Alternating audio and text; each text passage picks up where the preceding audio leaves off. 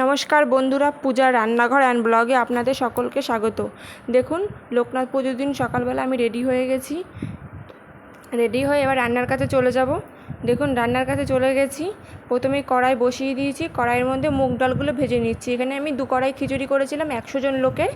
সেই সব একসাথে ডালগুলো সব ভেজে নিয়েছি, ভেজে তুলে নিয়েছি। এখানে 6 কেজি ডাল ছিল। এবার কড়াইতে তেল দিয়ে দিয়েছি। তেলের মধ্যে যে ঘ্যাটটা হবে, ঘ্যাটের জন্য যে বড়িগুলো নিয়েছি সেই বড়িগুলো ভেজে নিচ্ছি ভালোভাবে। দেখুন, আমি আর আমার হাজব্যান্ড মিলে রান্নাটা করেছিলাম। দেখুন, আমি নাড়ছি আর আমার হাজব্যান্ড বড়িগুলো দিয়ে দিচ্ছে। প্রথমে বড়িগুলো ভেজে তুলে নিলাম। এবার বাদামগুলো ভেজে নিচ্ছি। দেখুন, বাদামগুলো ভেজে নিয়েছি। এবার নারকেলগুলো ভেজে নিচ্ছি। নারকেলগুলো ভেজে নেব ভালোভাবে লাল লাল করে। দেখুন, নারকেলগুলো কিন্তু ভাজা হয়ে গেছে। এবার তুলে নিয়েছি। এবার সবজির জন্য যে ঘ্যাটটা হবে, সেই ঘ্যাটের মধ্যে যে সবজি দেবো পটল, সেই পটলগুলো ভালো করে ভেজে নেব। পটলটা ভেজে নিচ্ছি কারণ পটল একটু জলসা জলসা হয় খেতে, সেজন্য লবণ দিয়ে ভেজে নিলে পটলের যে জলটা থাকে সেটা বেরিয়ে যায়। সেজন্য শুধু লবণ দিয়ে ভেজে নিচ্ছি, ভালোভাবে ভেজে নেব। দেখুন, আমি কিন্তু পটলে হলুদ দেইনি, শুধু লবণ দিয়ে ভেজে নিচ্ছি। দেখুন, পটলগুলো কিন্তু ভাজা হয়ে গেছে। দেখলে আপনারা বুঝতেই পারবেন খুব সুন্দর করে ভাজা হয়ে গেছে। এবার এই পটলগুলোও তুলে নেব কড়াইয়ের থেকে। আমি আপনাদেরকে পুরোটা দেখাচ্ছি না, যেহেতু পুরোটা দেখালে ভিডিওটা অনেক বড় হয়ে যাবে, সেই জন্য আমি শর্টকাটে আপনাদেরকে দেখাচ্ছি। এবার পটলগুলো তুলে নিচ্ছি।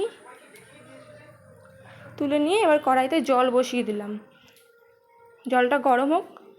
আমি 2 কড়াই খিচুড়িতে কিছুটা মটর ডাল দেবো, যেহেতু মটর ডাল খিচুড়ির ভোগের খিচুড়িতে দিলে খিচুড়িটা একটু আঠা আঠা হয়, খেতে ভালো লাগবে।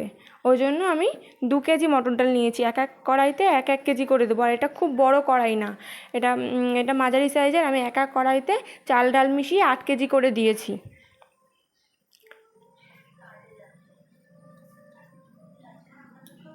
এই দেখুন, মটর ডালটা কিন্তু সেদ্ধ হচ্ছে।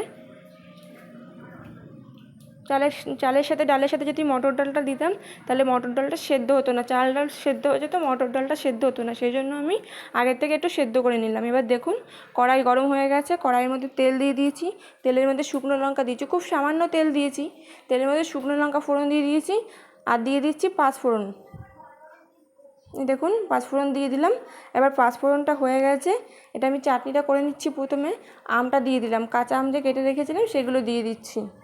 দেখুন, আমগুলো দিয়ে একটু ভাজা ভাজা করে নেব। লবণ দিয়ে দিচ্ছি আমের মধ্যে। এই দেখুন, আমগুলো কিন্তু ভাজা হয়ে গেছে। আমি হালকা একটু জল দিয়ে দিয়েছি আর হলুদ দিয়ে দিচ্ছি সামান্য।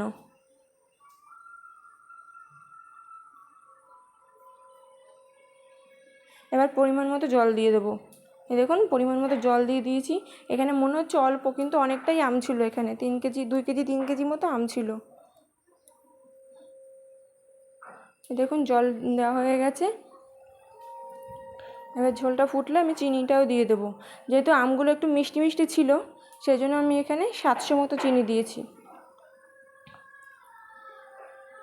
আমি যে একটা কোটো নিয়েছি, এটা 250 হয়।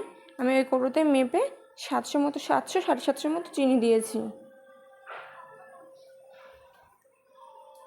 এই দেখুন, চাটনিটা একদম হয়ে গেছে। এবার দিয়ে দেবো কিশমিশ। দেখুন, কিশমিশ দিয়ে দিচ্ছে।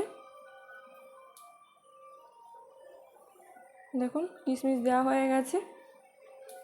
চাটনিটা একদম হয়ে গেছে।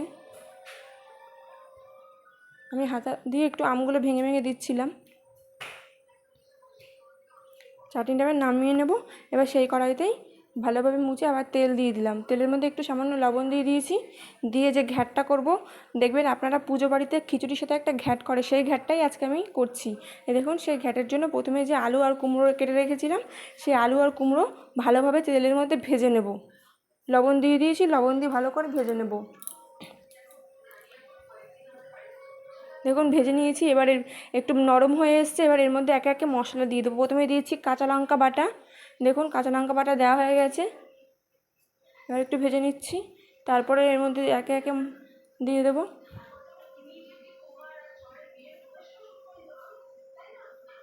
এবার দিয়ে দিচ্ছি আদা বাটা পরিমাণ মতো। দেখুন, আদা বাটা দিয়ে দেওয়া হচ্ছে। এবার আরেকটু ভেজে নেব।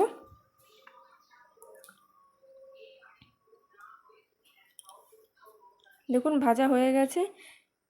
আদা আর কাঁচা লঙ্কার যে কাঁচা গন্ধটা, সে গন্ধটা চলে গেছে। এবার দিয়ে দেবো হলুদ পরিমাণ মতো। এবার সামান্য জল দিয়েছি, ভাজা হয়ে গেছে। এবার দিয়ে দেবো জিরের গুঁড়ো। আমি এখানে কুকমির গুঁড়ো মশলাগুলো ইউজ করেছি। হলুদ গুঁড়ো, লঙ্কার গুঁড়ো, জিরের গুঁড়ো সব কুকমির ইউজ করেছি। এই দেখুন জিরে গুঁড়ো দেওয়া হয়ে গেছে। এবার লঙ্কার গুঁড়ো দিয়ে দিচ্ছি।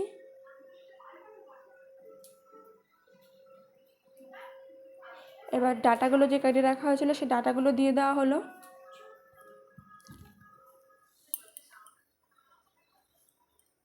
ডাঁটাগুলো আগে দিলে সব সেদ্ধ হয়ে গলে যেত, আঁশ হয়ে যেত, সেই জন্য পরে দিলাম। আর যে নরম সবজিগুলো ছিল, যেরকম বেগুন ছিল, তারপরে হচ্ছে বটবটি ছিল, ঝিঙে ছিল, এগুলো এই সবজিগুলো দিয়ে দেওয়া হলো। আর সঙ্গে যে পটলটা ভেজে রেখেছিলাম সেই পটলটাও দিয়ে দেওয়া হলো। দিয়ে এবার সবগুলো একসাথে ভালো করে কষিয়ে নেব।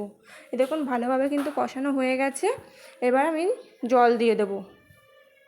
দেখুন জল দিয়ে দেওয়া হচ্ছে।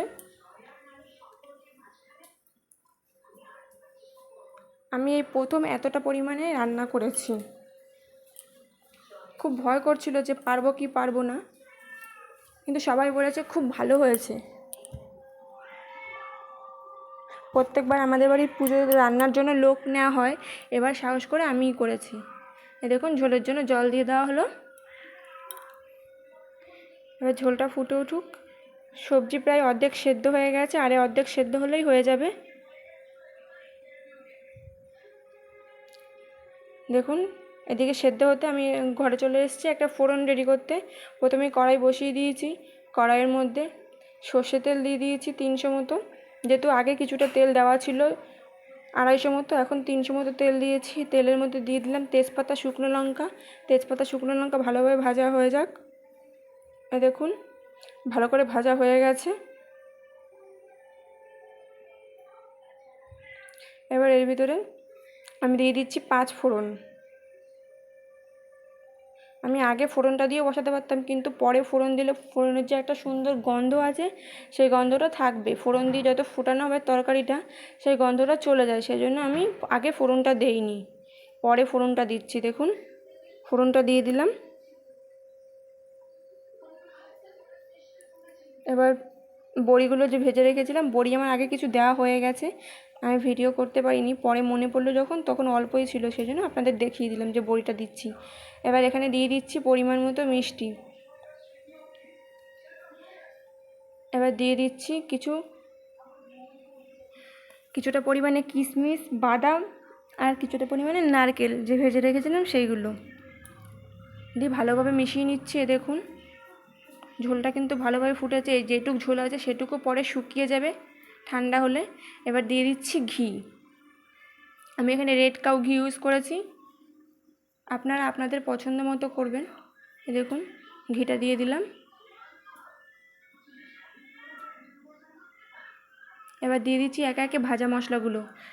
প্রথমে দিয়েছি জিরে ভেজে গুঁড়ো করে রেখেছিলাম সেই জিরে ভাজা গুঁড়োটা।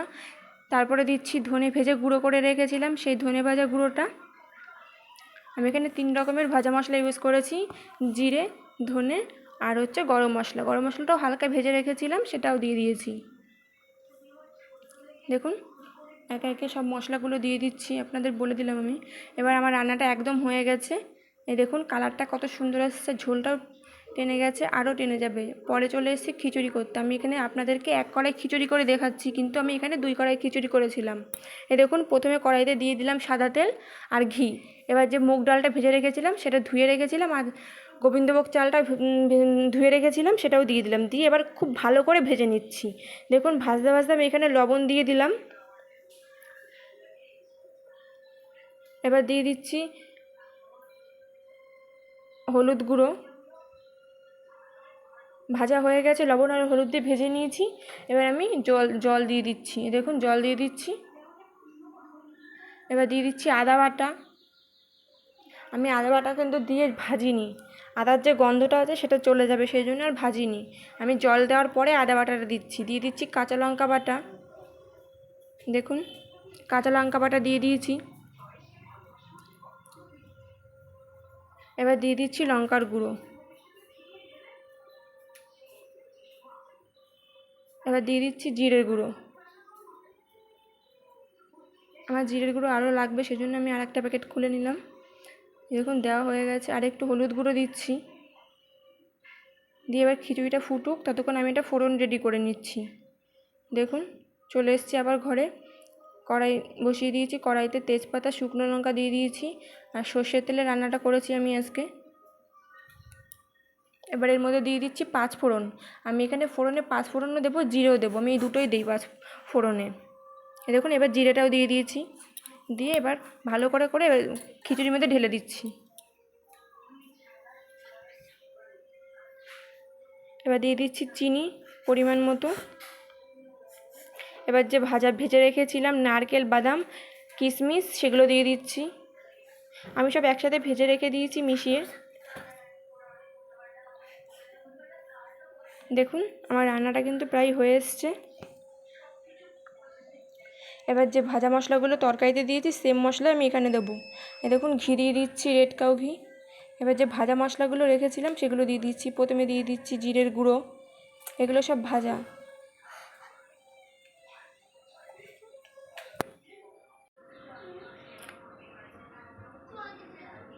জিরে ভেজে গুঁড়ো করে রেখেছিলাম সেগুলো দিয়ে দিয়েছি।